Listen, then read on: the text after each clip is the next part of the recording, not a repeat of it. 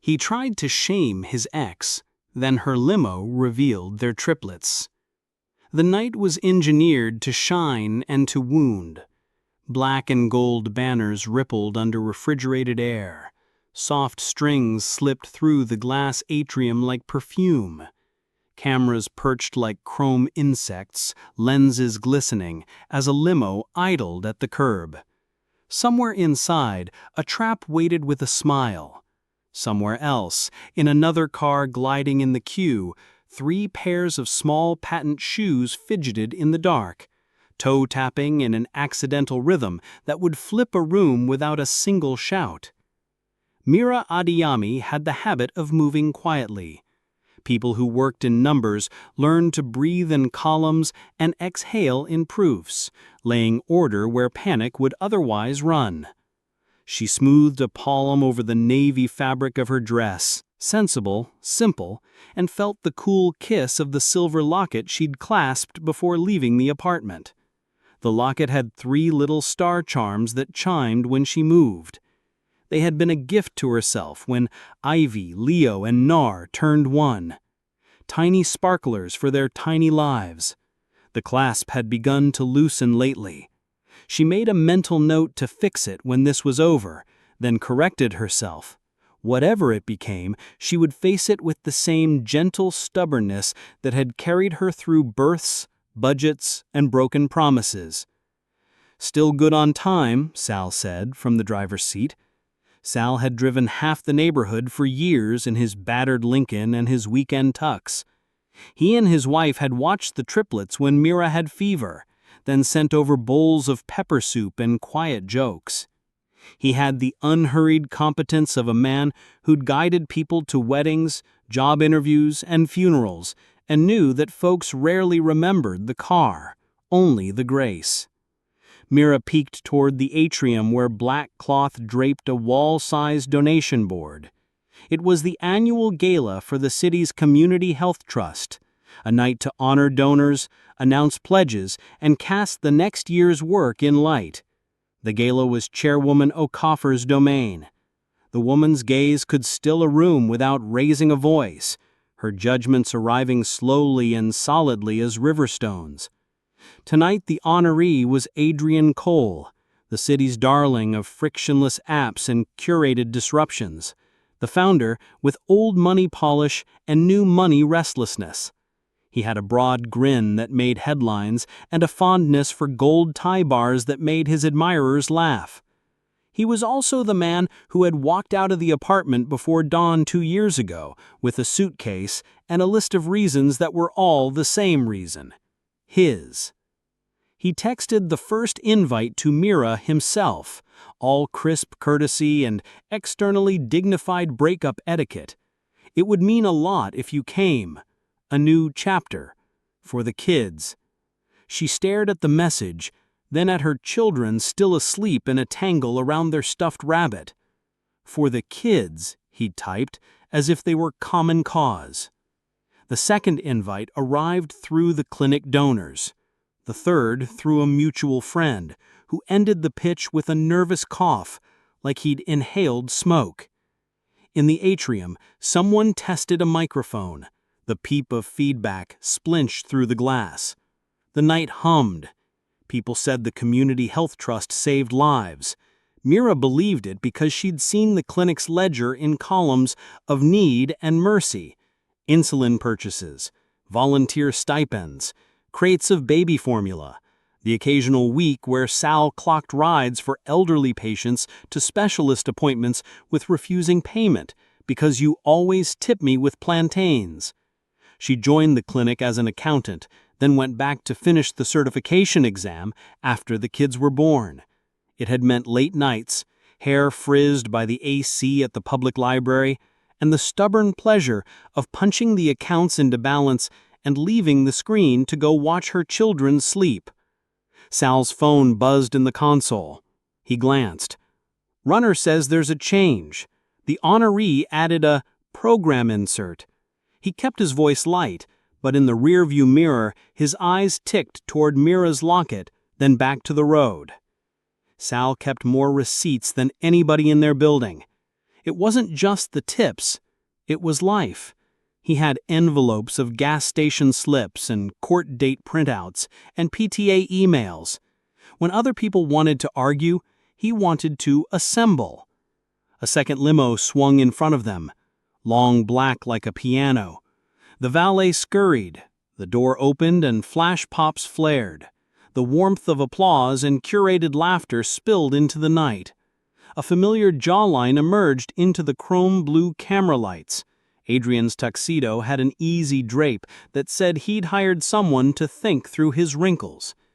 He gave the crowd a practiced glance that landed on each person like a touch. The cameras loved him. They had always loved him.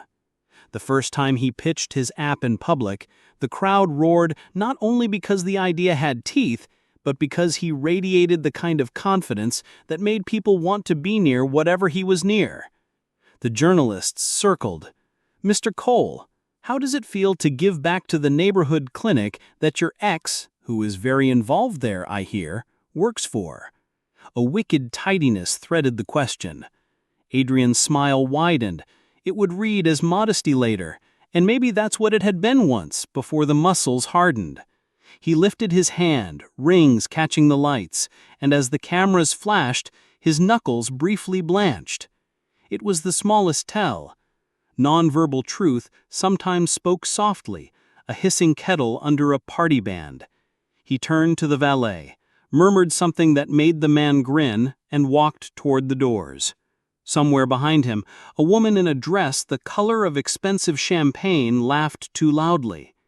Mira's limo door opened under Sal's hand. "Ready?" he asked, like he was offering a hand across a shallow stream that somebody else wanted to pretend was a gorge. She breathed. "We're not here for a fight," she reminded herself.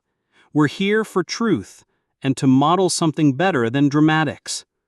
Her children were suddenly at her side, small worlds in matching navy blazers. Ivy's hand sought the locket immediately, as it always did before big moments. She liked to press the star charms against her cheek. Leo reached for Sal's sleeve like he always did. He called those sleeves roads when he was 2, and liked to drive toy cars along the seam. Noor's eyes scanned the atrium, cataloging the lights the way she cataloged books, hungry to understand the shapes of things. The AC pushed a cool hand against them as they stepped from the car. The door light cast a pale trapezoid on black pavement. 3 pairs of patent shoes touched down in sequence, a tiny choreography of arrival that made the photographers stutter and the crowd inhale as one. The locket caught a flash and hurled it back clean, a starfish of light against Mira's collarbone.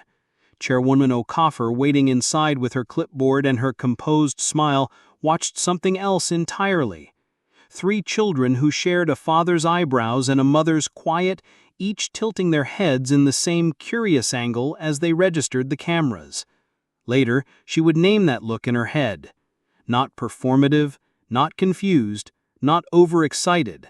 It was simply alert, the tilt she had learned early to listen before they spoke. A staffer in black with a tablet approached with unbending politeness. "Good evening. Guest names?" "Mira Adiyami." She rested a hand on Noor's shoulder, then Ivy's.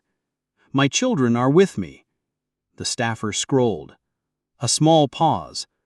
"I have a Mira Adiyami. The children I don't see. Perhaps they're... The policy is listed guests only, ma'am, for the program and dinner, due to fire code compliance." "It's a public atrium," Sal said, before Mira could respond. He kept his voice gentle, hands visible, the way he did at traffic stops. "And the accessibility clause covers attendee family and care companions. We confirmed earlier. I have the email printed." He tapped his breast pocket. Sal didn't just keep receipts. He curated hedges against other people's forgetfulness. "Of course," the staffer said, "because there is a way to be firm without being flexible. Would you mind waiting by the rope while I confirm? The award segment begins at 96 minutes from now. We'll find a seat for Ms. Adiyami." "You can seat Miss Adiyami now," said a voice behind them.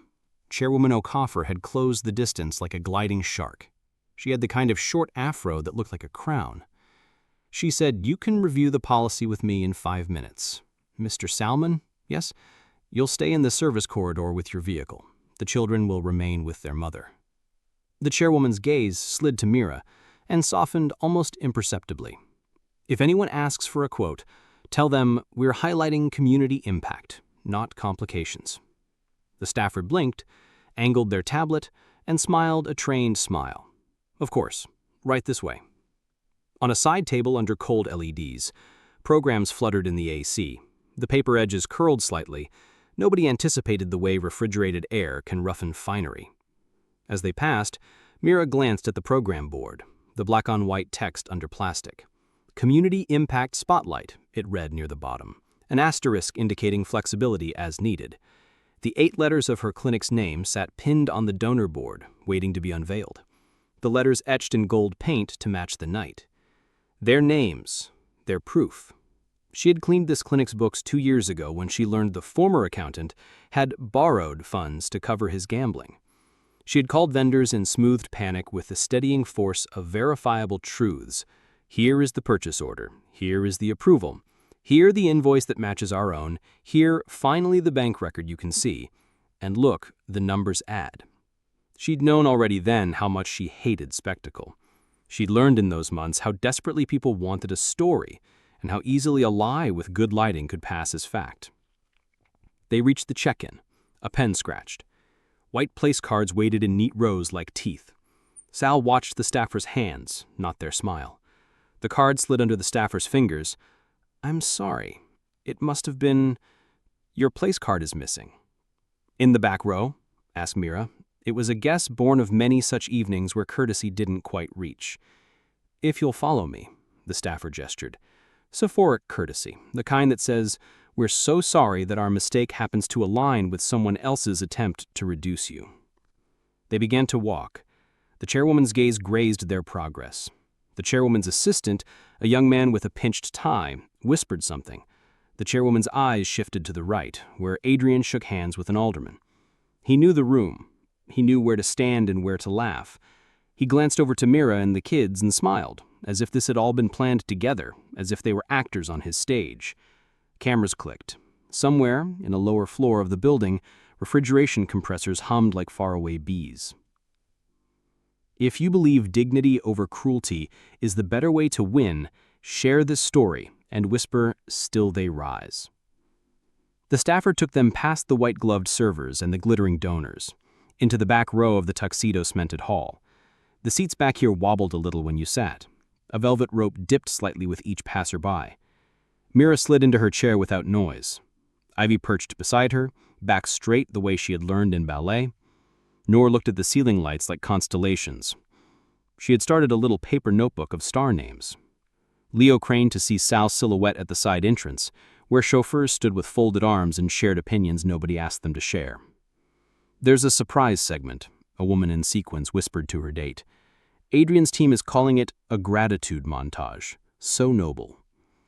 She pronounced noble like an appetizer. In the short pause before the orchestra swelled again, a folded envelope slid beneath the velvet rope toward Mira's foot. The runner's hand lingered on the carpet like a question mark, then scuttled away. The envelope was heavy, the paper thick, the front marked in an elegant hand. "For the story." Mira didn't open it immediately. People who have been burned learn to let surprises cool before they touch. Sal cleared his throat, a sound she recognized as his way of marking a point to return to later. He had a ledger app on his phone where he'd logged rides, drop-offs, and little annotations that would make sense only to him and to God. 6 months ago, she had wept into her dishwasher on a Tuesday, and Sal had appeared within the hour with meat pies and an offer, "I'll keep a proper log of all the times he asks for changes. You never know when knowing the order matters." It had sounded like paranoia. It had turned into wisdom. "Open it, Mummy," asked Noor, eyes bright like bad habits were too. Later, Mira slid the envelope into her clutch, which was just big enough for the locket if the chain were to break. The donor board unveiled with a flourish of black cloth. The clinic's name appeared in unembellished font among the gilded ones. Someone gasped theatrically at the sides of Adrian's pledge. On the opposite wall, a smaller sign listed programs funded this year with little symbols. A stethoscope here, a book there. Mira's eye snagged on the clinic line item in its small, predating notation. The footnote quietly testified that the scholarship program for medical assistants had been launched 3 months before Adrian's pledge, not after. She tucked that away in the mental filing cabinet where she kept quiet helpfulness for later moments. "Look, Mummy," Ivy whispered, fingers on the locket charm. "The stars look like the ones above the stage." She followed her gaze. Stage light set to warm amber made the gold accents glow. The cold air lifted goosebumps along her arms. She rubbed a hand against it, and the locket's clasp shifted under her fingers with the faintest rattle. A loose thing at a tight night. She should have left when she saw the program insert note. She should have left when she saw that the seat was not where courtesy would have put it. But the triplets were watching. They would learn whether to stand their ground not from speeches, but from how her mother held herself when her back brushed the velvet rope and someone smirked in a corner. She wanted them to understand that dignity wears patience like armor, that justice sometimes requires staying in the room until those who wanted to control the frame lose the camera. Chairwoman O'Coffer stepped to the microphone at the top of the hour, composed, eyes bright, voice low and warm. She thanked volunteers, vendors, and the anonymous donor who'd paid for the hearing loops in the hall. "I will always begin by noting accessibility improvements, because inclusion is not a footnote." She had a way of smiling while pinning people to the wall. People laughed and liked her more for it. Mira saw Adrian glance down at the program as if double-checking what was his due. At 9 minutes into the hour, a murmur rippled when the donation board scrolled across the big screen above the stage. The clinic's name scrolled past, clean and modest, and the applause for it surprised me by being warm. She had expected a polite pat. I could almost feel Sal at the side door nodding once as if to say, a small win. It counted. At 13 minutes and 30 seconds, she felt time that way in event halls. She heard it first, a stagehand whispering to a tall man with a headset, "We have the insert ready." In the back row, people who are used to not being watched see more. She lifted her chin just enough to catch the reflection on the tablet the man held. A line of text sat bold and sleek. Gratitude montage, Cole. Under it, a list of file names not in chronological order, 2 of them marked with asterisks. She saw her old debt note, the grainy bank statement she had scribbled on after the births, on the list, and her stomach flexed in that new mother-remembered way. She had paid every cent of that debt with overtime and the sale of a ring she did not miss. But the storyline that file could support in the hands of someone with showmanship would be something else. A staffer approached.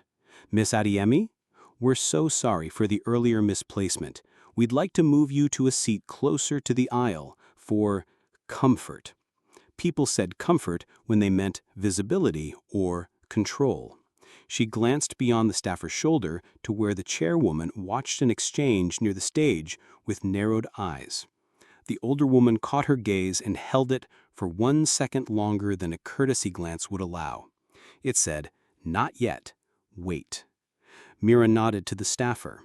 She settled into the aisle seat with the kids tucked to her left like a constellation shift. The envelope in her clutch shifted with her weight, and she felt its presence like a second pulse. Sal's phone dinged once in her pocket. She checked it. Program board under cold LEDs.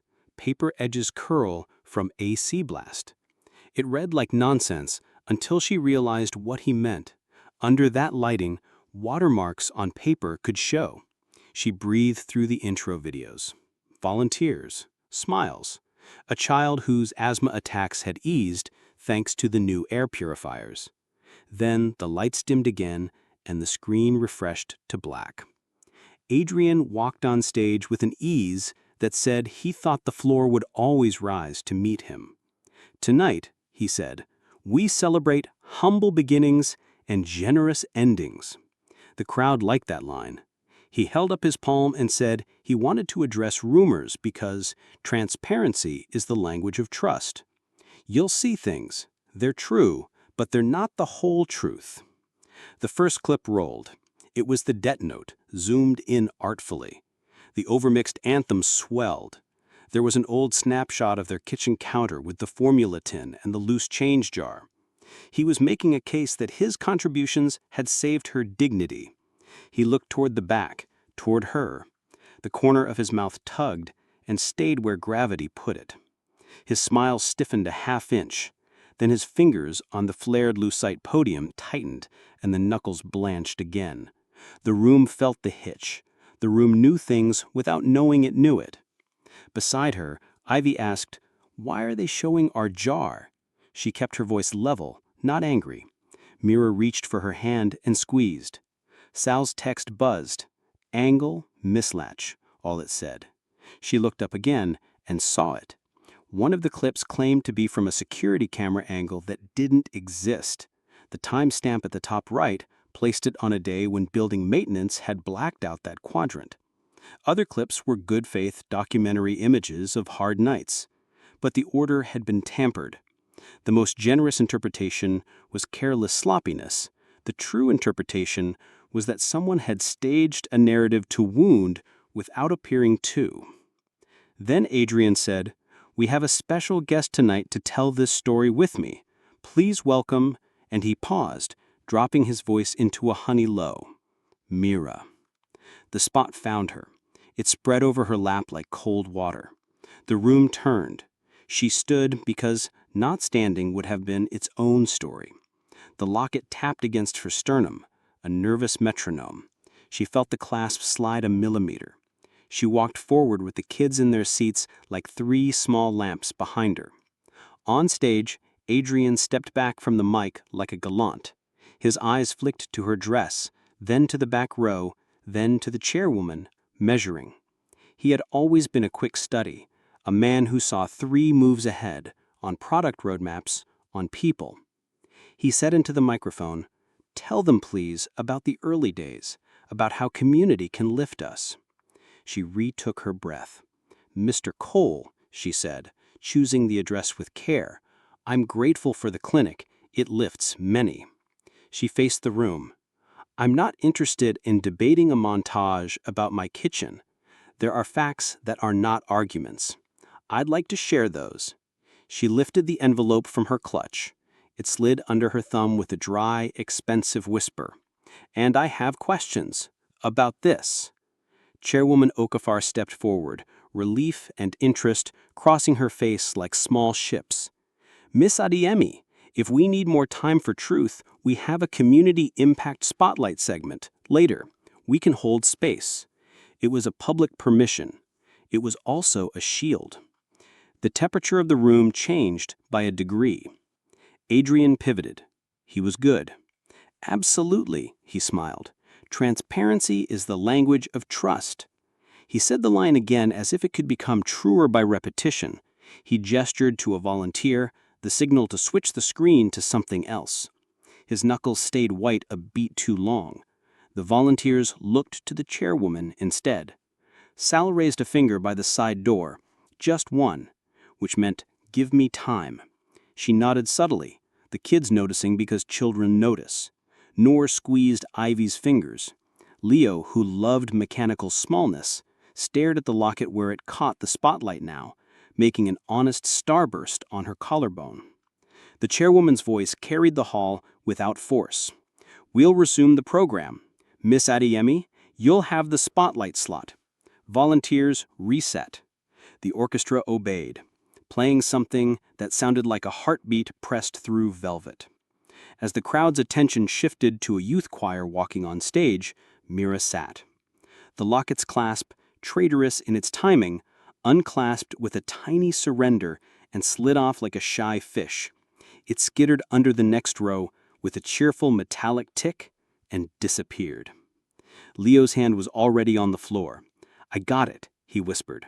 He loved retrieval missions, lost marbles under couches, errant buttons in the laundromat. Before she could stop him, he slipped down to his knees and peered under the row, then reached. His fingers stretched, just shy. A program runner, a woman with a sensible bun and alert eyes, was there before Mira could move. "My hands are long," she whispered, sliding her fingers into the small dust world and pulling the locket back with a scuff. "Hold on to this," she mouthed, placing it into her palm. There was a flutter of exchanged gratitude. The runner tilted her head toward the back of the hall. "Call if you need the archive," she whispered. "We keep off-site." The kids returned their attention forward. Mira held the locket closed, like a secret she had briefly dropped in public. The envelope in her clutch felt heavier. She slid her thumb under the seal and opened it, while the youth choir hit a bright chord. Inside, there was a glossy printout of a dossier. "Anonymous," the title said, and just those words made Mira's throat dry. It alleged that the triplets had been born to a surrogate, and that the invoice stamped "surrogacy sponsored" had been paid by supporters. It suggested, without saying, that her relationship with Adrian had been a publicity arrangement for his image. It also contained a watermark at the bottom of each page, almost invisible until the cold LEDs hit it right. In that light, it glowed like something shame had printed, the name of Adrian's PR firm embedded in faint white. Her phone buzzed with a message from Sal. "Look down left margin of the print. Printer kerning on their memos is unique." He'd sent a photo earlier of 3 different memos the firm had issued, and the spacing between the lowercase r and n had an almost imperceptible kiss that made RN look like M. The watermark had it too. He'd noticed because, of course he had. People like Sal who keep receipts don't only keep, they compare. A volunteer squeezed past, whispering, "If you want the real security angle, ask for camera 3. Camera 2 was out that week." Foreshadowing had become footnotes passing down the aisle, each one a breadcrumb. Mira's heart pounded the way hearts do when they are both frightened and relieved. You see the shape of a plan, you fear you will not have enough time. The chairwoman leaned forward into her mic and called for a 15-minute intermission and a return to seats promptly for the awards segment. "At 96 minutes on the dot, we respect people's time," she said. Sal was already moving. He slid into the side corridor, badge on his chest, and cut toward the service elevator because he knew from past galas that the archive room with the paper backups was 2 levels down and 20 degrees colder. He texted, "On it. Ask for code 394#C. She, who loved verbs, took the action the moment demanded. She did not argue with Adrian. She did not plead with staff. She walked to the chairwoman with the envelope in her hand and said, "I know what this tries to do. I'd like to show something else, without cruelty." The chairwoman's eyes took in the locket, the children, and the envelope. "Can you do it without blood?" she asked. Yes, and she meant the kind of blood that stains, not the kind that flows. And not as a weapon, not as a trophy, not as a threat. The chairwoman tipped her head. "Bring me what you can, cleanly. We'll vet loudly. Volunteers?" People in headsets nodded. A young intern flitted in with a laptop and a clean thumb drive. "Chain of custody," she said to the room and to the night, like a spell. Downstairs, the archive room door hummed when Sal tapped in the code. The fluorescent buzz inside felt medicinal. His breath fogged when he exhaled. It was a poor man's vault. Boxes rasped when he pulled them, and he chuckled because his knees made the same sound as cardboard when he crouched now. The ride logs were there, neat and green highlighted in the entries that matched Mira's pickups and drop-offs to the clinic and to her apartment. He found the months when the surrogacy-sponsored rumor would have had to be true if it were true, and the time shows that he had driven Mira from prenatal appointments then, back and forth, long before the date on the invoice that the dossier displayed. He pulled the heat-warped gas receipts and swore under his breath because one was too faded to read. He photographed everything that held still, the way modern truth sometimes does. A volunteer jogged in, breath visible. "We need camera 3's pull from the shoe corridor," said Sal without hello, "and parking logs." The volunteer grabbed a laminated key. "Camera 3's off-site. The corrupt one we have here is camera 2 from the dock. It fails a checksum twice. Dead end." They looked at each other and knew the weight of minutes is different when a room upstairs is waiting to be steered gently. "Off-site's fast," she promised. "They can send a clip if I say the chairwoman authorized." She spoke into her headset, breathless but precise. "Yes, Sade, Pull 3, shoe corridor, the stroller tags. She glanced at Sal. You saw something? Stroller tags with hospital sticker timestamps. I drop folks off all over, you start recognizing where people got things. The little tags, this brand, he made a vague rectangle in the air. They put the timestamp on the sticker for warranty. The day they bought the stroller was the day after the hospital bracelet came off. It's small, but it ties a line. In another screen, the donor board metadata sat open. A quiet IT tech stared at the screen and said without looking up, "The clinic scholarship line predates Mr. Cole's pledge by 3 months. The system logs show it." He looked up. "Would anybody like this printed?" he asked. He asked the question with the tone of someone who believed in paper the way some believe in prayer. Upstairs in the hall, the crowd hummed with a happiness that has not yet become cruelty. People held flutes. People took selfies. People gossiped, softly before the awards segment and loudly after dessert. Adrian was cornered by a journalist who asked about his new building. He held his head as if the lights made his hair shine. He did not look back at the aisle where 3 small children watched a youth choir's conductor bow. The off-site footage arrived like water after a dry hour. Camera 3's angle showed the corridor outside the community clinic on the day the kids were wheeled out into the sun in their stroller. In the frame was an arm, not the face, of a nurse and the edge of a volunteer's hair scarf. It captured the stroller scudding slightly on the uneven tile and then the carry handles being adjusted for triple weight as someone with a man's hand steadied it. Someone not Adrian, a maintenance worker they all knew named Peter, who had sent them home with a wave. On the stroller handle, a tag hung with a laminated warranty sticker. The timestamp sticker showed a day that matched NovaCare's date on purchase, which was timestamped the morning after the discharge. Line upon line. Hospital tag, purchase time, ride log. Sal and the IT tech and the volunteer built a chain of custody in minutes that felt like hours. The clerk who handled parking logs sent a screenshot of the entry log for Mira's name, which showed consecutive pickups to her address on the week in question and the week before. A bank API auditor called by the chairwoman who had decided that this deserved not only show but standard, provided a confirmation that the invoice number cited in the dossier belonged to a different client entirely, logged at a pharmacy across town. The clip from the doc that would have shown Adrian handing over something at the back door refused to play. The checksum failed. That dead end they let die. Integrity means leaving dead ends where they lie and naming them openly. At 91 minutes and 30 seconds, when the hall was filling and the stage lights had been tested and cooled to a clean white, Sal texted Mira a photo, a close-up of the watermark in the dossier next to a sample memo from the PR firm. The kerning between the R and N in return became retum under the right eye.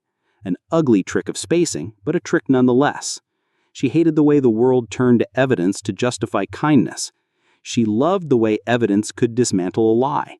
Antithesis lived in her like a coin. He loved applause, she loved quiet. At 95 minutes and 30 seconds, the locket, retrieved and warmed by her hand, opened by her thumb. Inside, 3 hospital tags lay folded tight like origami hearts, each with a full name and the time and date of birth, each matched to the times on the ride logs Sal had found. She had put them there because she didn't trust herself to tell the story clean the first year, and she had wanted a talisman, the exact moments 3 lives announced themselves, with tiny cries and furious fists. "Ready?" she whispered to the triplets. Ivy rolled her shoulders, a 5-year-old's idea of poise. Nor took a breath deep and slow. Leo checked once more that the locket latch was closed. "It makes the stars quiet," he said, patting the charms. The chairwoman took the stage. Her voice reached into the back row and placed a hand on everyone's shoulder. "Before we proceed to the awards," she said, "we will use our community impact spotlight. We do not do this often mid-program, but when a room holds its breath, it deserves clarity." Near the front, Adrian smiled as graciously as a man can when he's being generous with borrowed time. The smile lounged on his face. It stayed there. It did not move when he wanted it to. His hands on the back of the chair in front of him tightened. Knuckles blanched again the white ridge of control. The stage lights cooled from amber to white. The hall for a moment felt like a clinic. Sharp, clean, nothing to hide. The projector clicked. Sal, the volunteer, and the IT tech had built a sequence that walked like truth. Nothing sensational, everything numbered. A photo of the ride log entry with the dates highlighted green. A photo of the parking log with Mira's name visible. A frame from camera 3 with the stroller tag and the hospital sticker, time-stamped, subtly circled. A close-up of the dossier watermark beside the PR firm's memo. The bank API log showing the invoice number's real owner, anonymized but time-stamped. The footnote about the donor board line predating the honoree's pledge by 3 months. The dead-end clip was listed as corrupted. Checksum failed. The word sat there without shame. Then, with no drumroll, the locket appeared on the screen, too large now, the silver charms catching the light in an honest way. The locket opened. Sal had photographed it under the cold fluorescent lights, where there had been no room for sentiment. And the 3 hospital tags filled the screen. Names, times, proof. The room exhaled like a balloon losing control of itself. Somebody laughed once like a bark and then covered their mouth. The triplets, settled near the aisle, stood when the chairwoman gestured subtly. They stepped forward, 3 beats, then stilled, their blazers aligned. The room saw first children and then resemblance. The little synchronized head tilt came as one when they looked at the screen and then at Adrian by accident.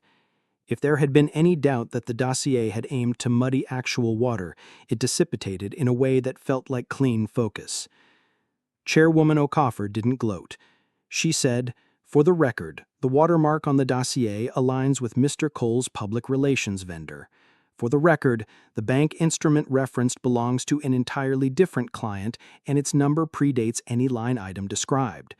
For the record, the clinic's scholarship line was funded before the honoree's pledge." She paused. "We are grateful for all gifts. We do not trade in narratives that shame the vulnerable." The cameras didn't know where to look. Some turned to Adrian by muscle memory. His smile, still in position, failed then. Not a collapse, just a flatness at the edges, a tremor at the corners, and the hands at his sides trembled as if someone had turned on a current very far away. It was small and the size of the room. Chairwoman O'Coffer turned her body toward Mira. She said, "Miss Adiemi, if you wish a final frame, you may have it." Mira stepped into the light. She had not wanted this. She would not waste it.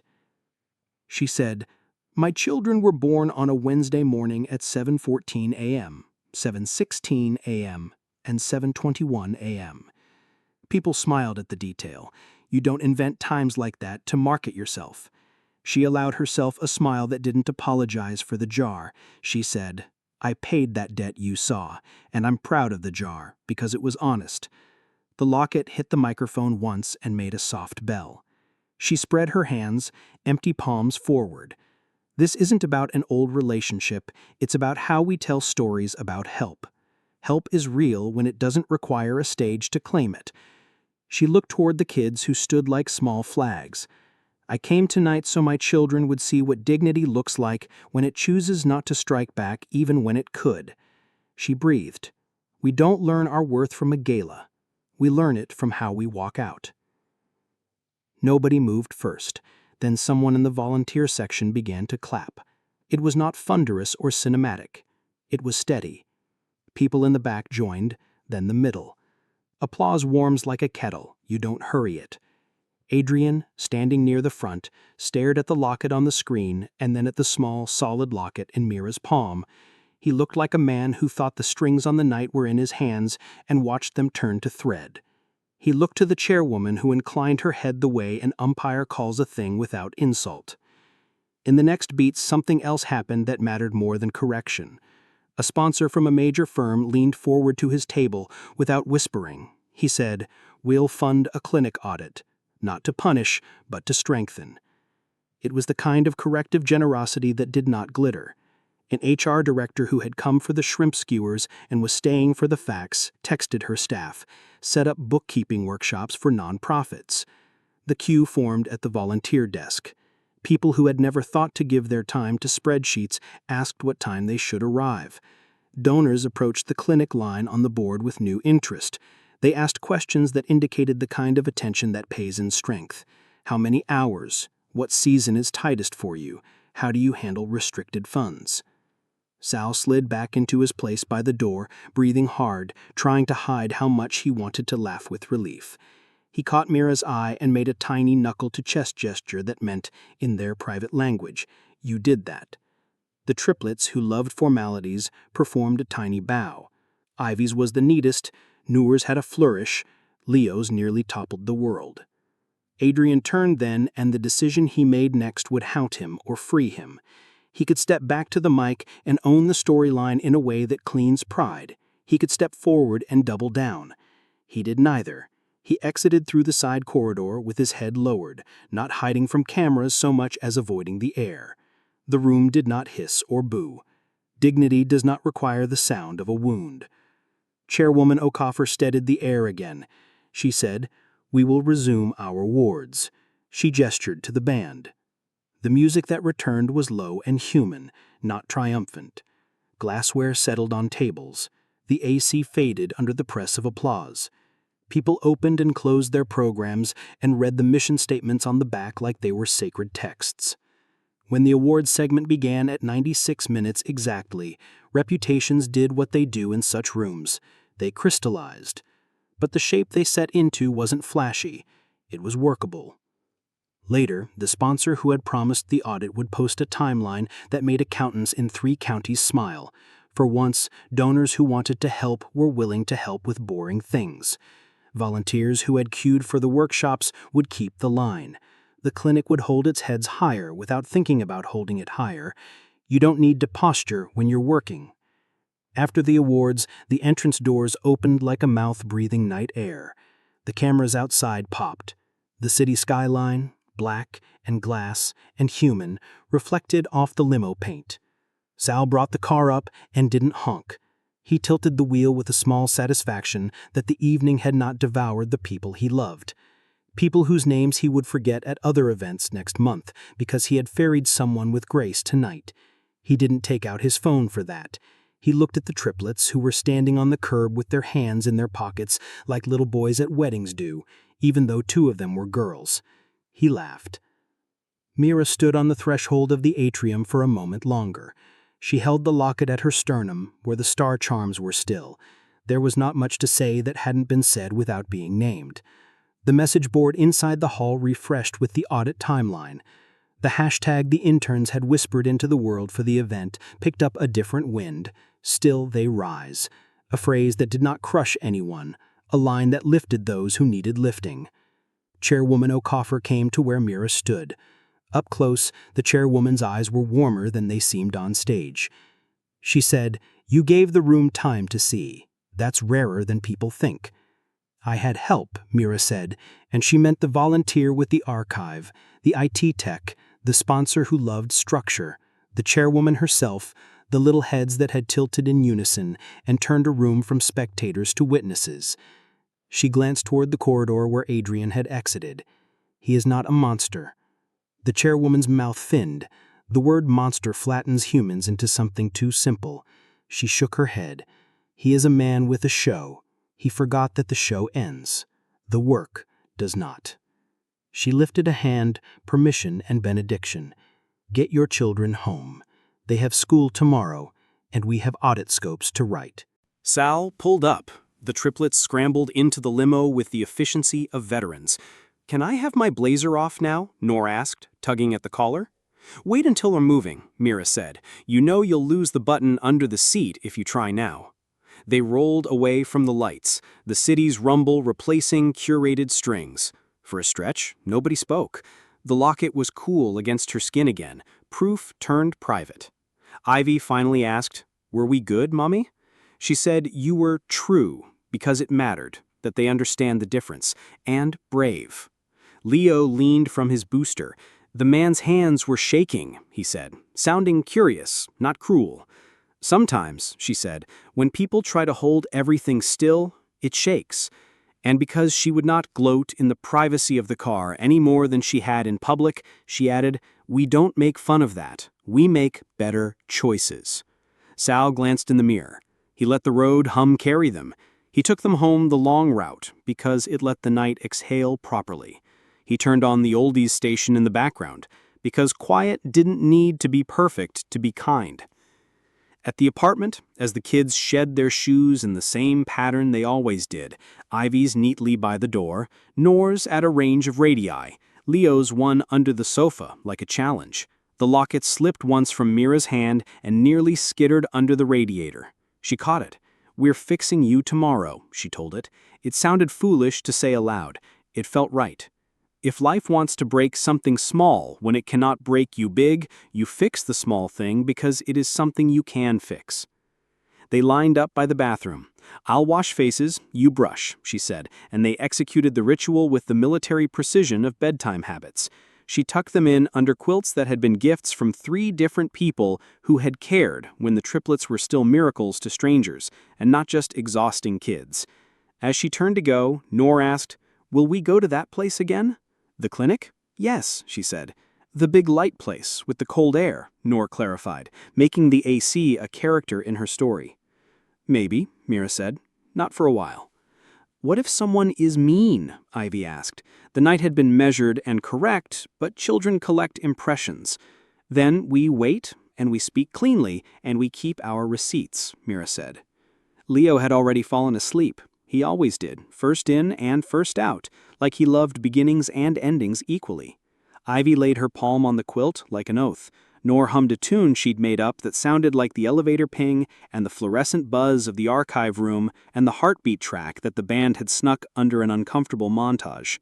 Mira stepped back into the living room and resisted the urge to scroll. She set the locket on the table and pressed the latch with a nail to see if the catch would hold. It did. She smiled. She took out the hospital tags, handled them like the fragile, important things they were, took photos with the date and timestamp quietly in the corner, and put them back. She placed the locket in a little dish by the door where the keys slept and where the morning would find it. Her phone buzzed, a text from Sal. "Audit timeline posted. Chairwoman already got commitments for the workshops. Folks are actually excited to learn bookkeeping. Can you imagine?" She could. She had seen stranger miracles. She thumbed back, "Thank you. For the ledger, for everything."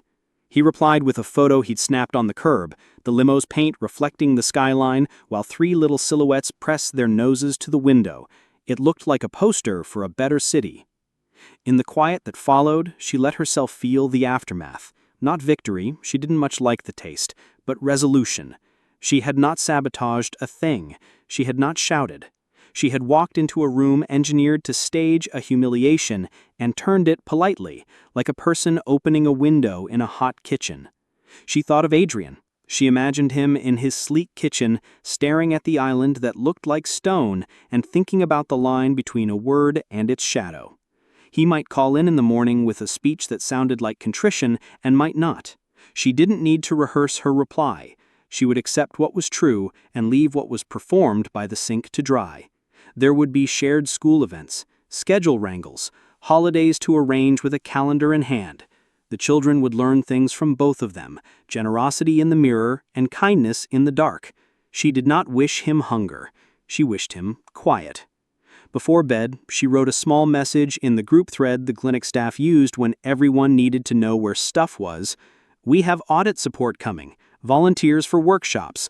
Please, please save receipts going forward like the budget is your diary. Also, we did okay tonight." Reactions exploded up and down the thread. Hearts, hands, star emojis. It was a delight she would allow herself because it belonged to work, not to spectacle. She set her phone down. The locket gleamed in the dish. 3 silver stars catching the lamplight. She turned off the light, and the stars went dark, and were still there, which is the point of stars. Outside, a neighbor came home singing.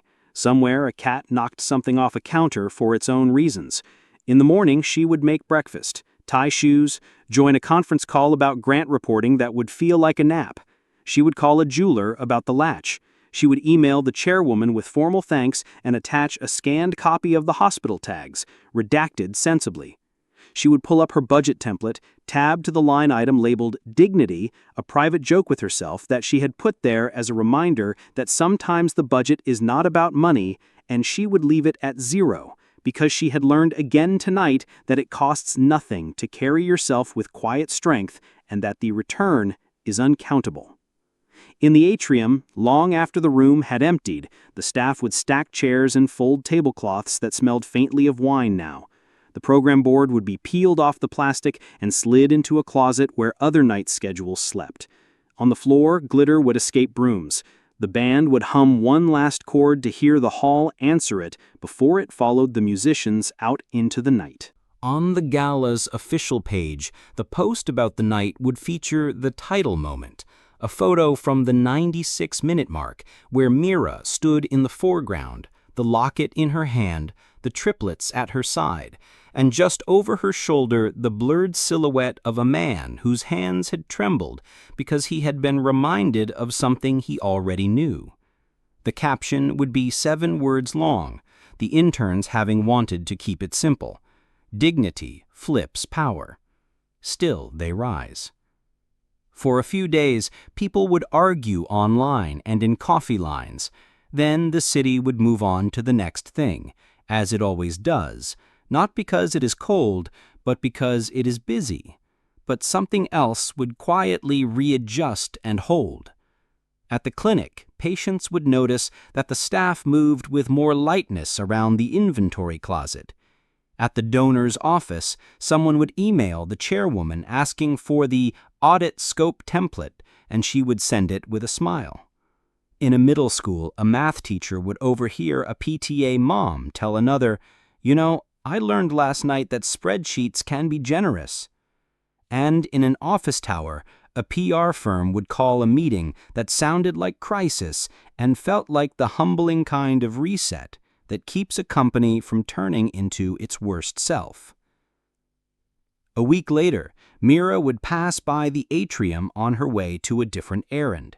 The glass would reflect the sky again. Nothing would remain of the light show but scuss on the floor. She would wave at a maintenance worker who would wave back without knowing her name. She would open her phone and set a reminder to schedule the final module of the accounting class for volunteers, because audiences can clap, but communities carry. She would press a finger to the locket at her throat to make sure the latch held. It did. And in the small lull before afternoon energy refills, she would think of the line she had given her children in the car and would give them again when they were old enough to roll their eyes and pretend they knew everything. We do not get our worth from a stage. We get it from how we walk out. If dignity over cruelty is your compass too, what's one room in your life you could flip, not by shouting, not by staging, but by standing your ground with quiet proof?